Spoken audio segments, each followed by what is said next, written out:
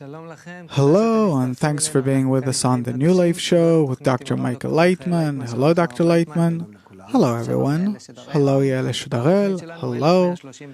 And today we'd like to talk about the relationship between the individual and society. We live in countries. In these countries, there are governments and citizens, and we'd like to understand how to correctly arrange our relationships, the ties and connections between us, in order to be able, on the one hand, to feel free, and on the other hand, to be able to live together without harming each other. Be with us, it's going to be interesting. Yael, please. Yeah. Every now and then, there is a certain unrest and the desire to change what we have for something new. We see it all throughout history. People live in a certain way, suddenly comes a desire for change, and then we try some different form of government, and then we live for some time, everyone's happy, and again comes criticism, and unrest, and the desire to change things. And also today, we're in a period in time where we feel that what we have isn't really working. And I'd like to ask, what actually happens to society that suddenly it has a desire to change things, change the form of government, change what they have? First of all, change is something that always exists. We see that seasons change, and we see that animals shed their fur, for example, and fish multiply at a certain time, meaning probably seasons are something that exists at the very foundation of nature on all levels and for all species. This is one thing. Another thing is that because man is operated by his egoistic desire, by his ego that I'll rule, I want, and so on, then, according to his development, his desires change, and society, especially in our time, is under a very strong mutual influence on all levels. And so we're changing all the time accordingly. And it's not that I feel or don't feel like it. We examine these things, we investigate them, and we see how much we're influenced by one another. We see I go out, I want this, I want that, I read something, I hear something, meaning the changes in our life all the time come to us from the outside. And according to our inner development, we accept it and realize it. But really, we still have a long way in order to learn how to correctly make changes, how to correctly implement changes, because our ego pulls us in one direction and society really develops in the other direction. My ego wants to make me an individualist, an anarchist, king of the world that controls everyone without asking anyone what do they want, but only what I want, and even without exactly understanding what I want, but to simply execute what I want without any criticism, without correcting my desire in any way. And this is how everyone is. And so here we really have to be cautious not to enact such laws in society that will want to break the boundaries of society and destroy it because it doesn't suit anyone. So you're actually saying that it's a natural process of change. To want to change the existing is a natural process of development. Besides that, we have an entire industry that creates different kinds of news and sees its entire role in putting people in conflict with one another and that will get angry at each other, and that will try to destroy each other, and then they're among us, and they can benefit from all of that. This is our notorious media that has no boundaries, and everything that they're doing is so that those that pay them, who have an interest, that they'll benefit from it. All in all, there's no ideology behind all of these things, but only money.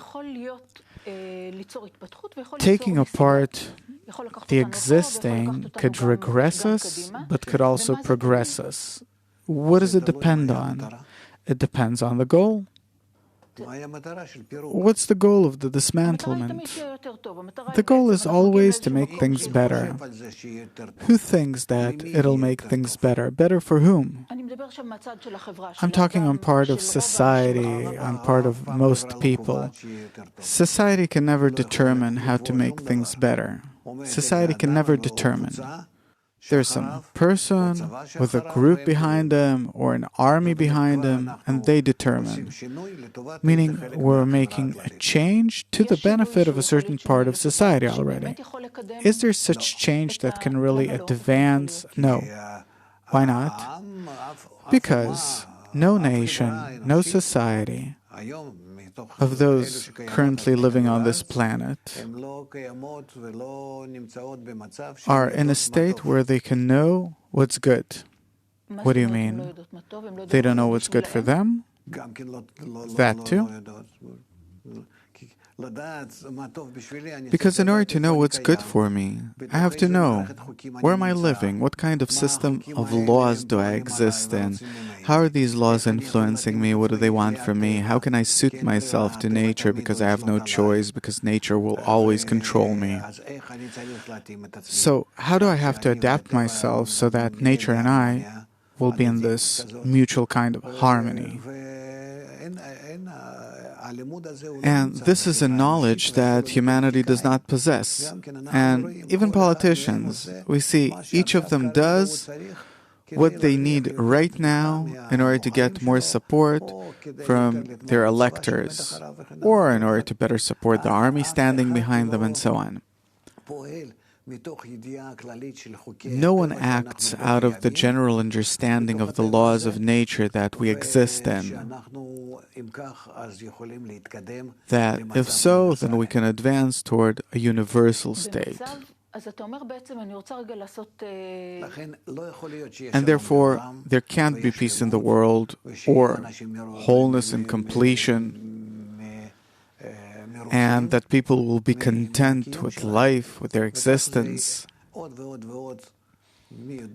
And who knows what will this unfold into, until mankind, out of fatigue and everything, will start listening to what Kabbalists say, that they're the ones that understand the general universal laws of nature, that come from nature and not from some institute opened by someone with an interest.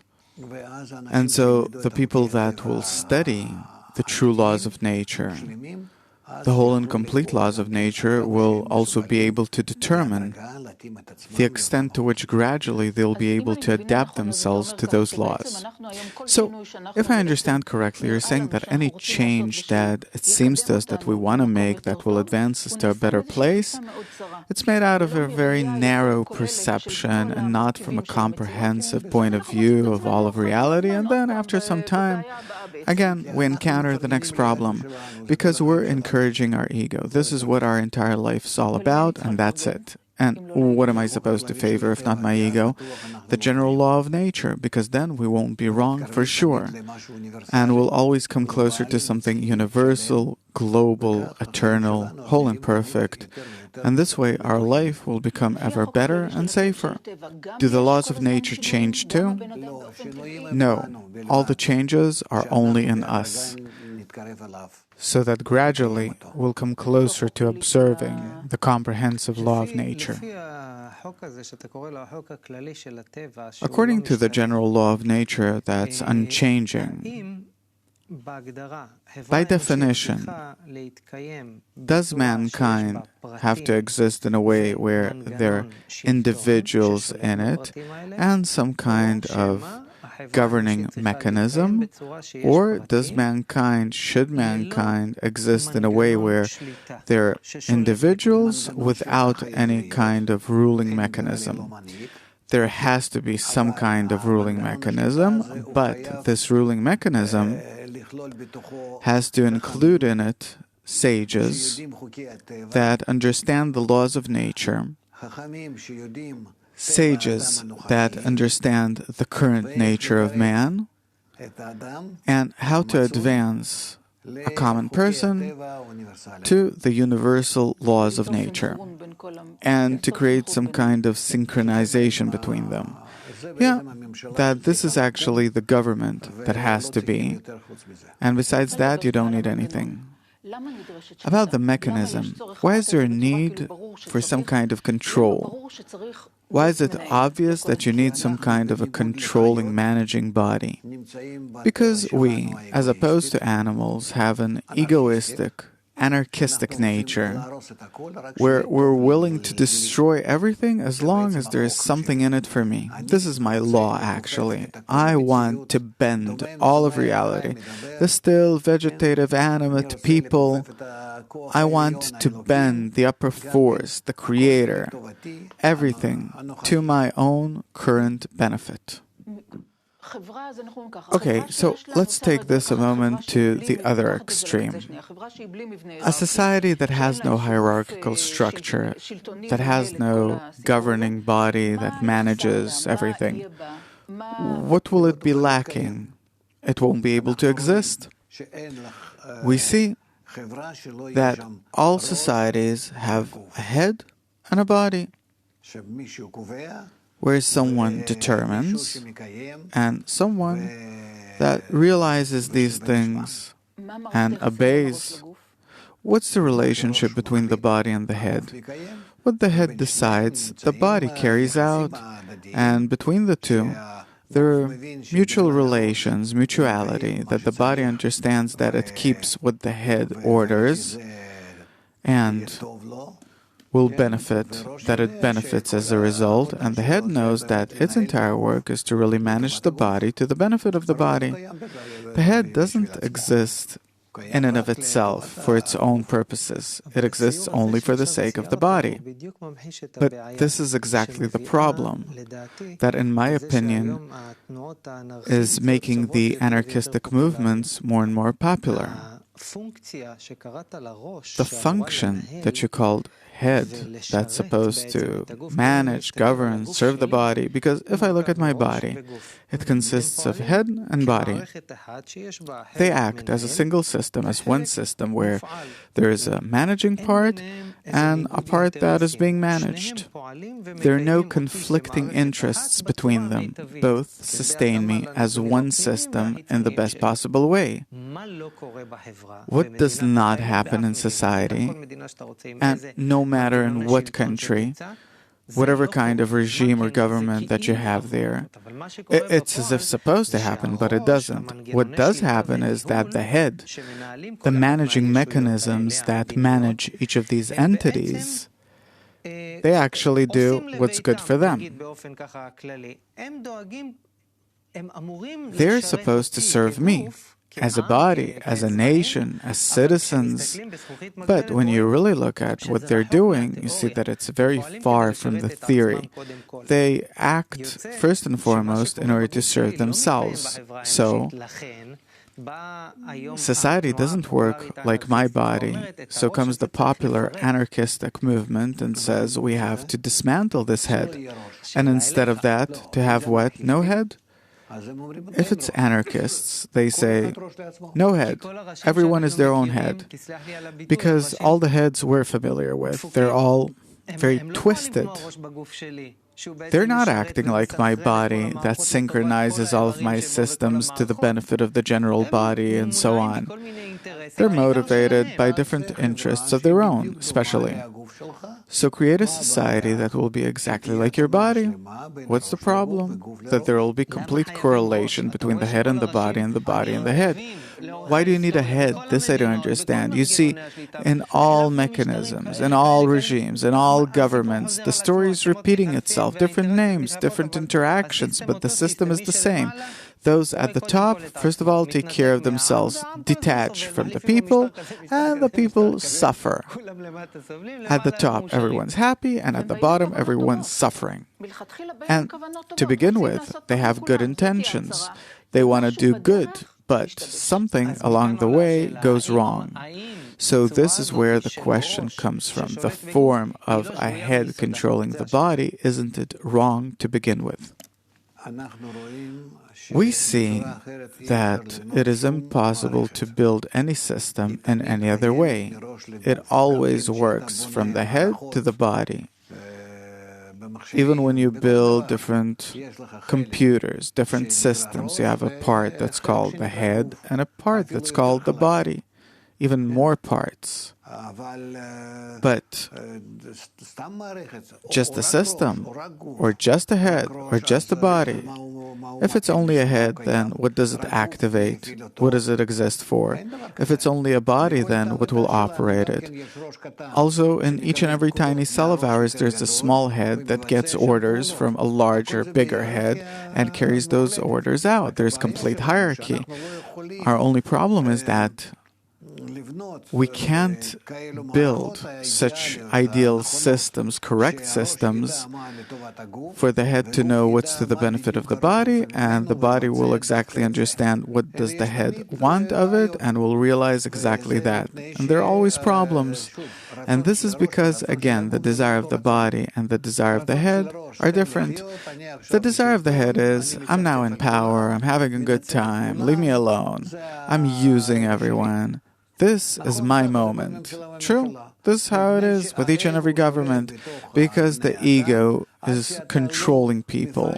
And until you take the ego apart, you don't get it out by a certain action. You get the ego out of everyone and throw it away. And people remain without the ego, without this destructive force that exists in everyone. Until then, you will not be able to build any society in a good, nice, and correct way. But anarchism is incorrect too. It actually exists as a movement, as an egoistic inclination where I'm king of the world, and what I want is, you can determine, please go ahead, buy yourself a small island in the middle of the ocean, jump around like a monkey all over the island, and shout, I'm king of the world, please, no one will stand in your way. So I want to ask, we're all very different, and everyone has different needs. Someone wants to have more limitations. He needs order, laws. This way, he feels calmer, safer in life. Someone wants to be freer. He needs more flexibility and space in life. Everyone has different needs eventually. So why not have, like, many societies, and every society will act according to what the population needs, its population needs, and everything's great. There are disputes about it for years and years. It's not a new idea. And how did these disputes help? There are many opinions about the kind of government that we should or shouldn't have. You know, everyone has an opinion. Where did it work? Even though that it was tried out thousands of times, did it ever work someplace? In our kibbutzes, for example, or in the kolchoz? Where did it work?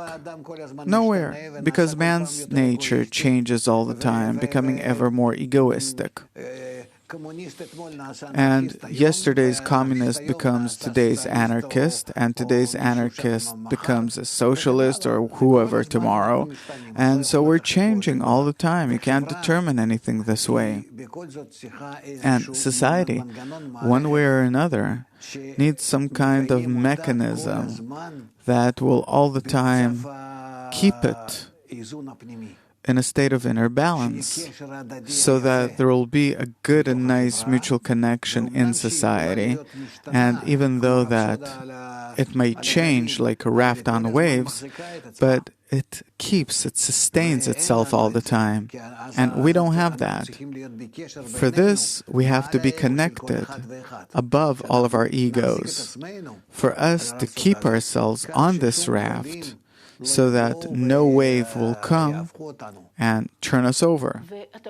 But still, you're saying that my inner nature changes all the time, and on the other hand, I need some kind of stability that will hold me with all of my changing desires and everything.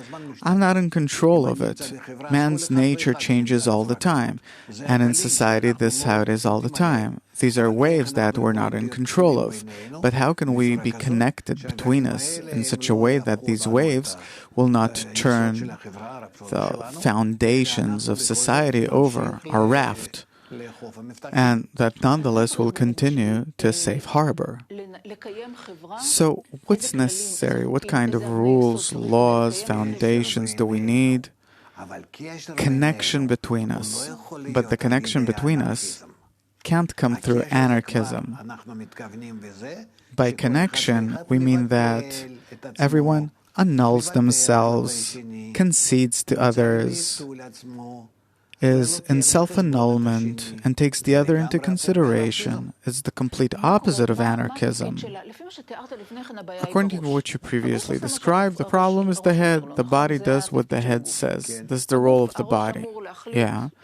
The head's supposed to decide what's right and what direction, and the body, all in all, carries it out. So the problem, according to what I understand, is the head, not the connection between the people.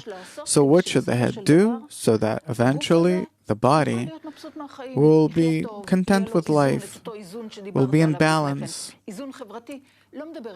I'm not talking about each and every individual, but about us as a society, because everyone has their desires and so on. We need to change the head. The body isn't to blame for anything.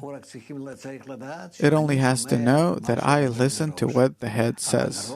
But the head has to know what are the laws of nature, how to balance society, how to every time bring it to a state where it will be in changing balance, that it will give an answer to the needs and desires of all parts of society, all the different circles. The work of the head is tremendous. Also today we can see in advanced companies the number of people that are at the head of some company or big factory or something. Actually, there are more of those that are engaged in managing and being the head, because later on, to realize things isn't a problem. We have machines, robots, different things. The main thing is the head. Okay, and what is the correct relationship between the head and the body? What's the big correction?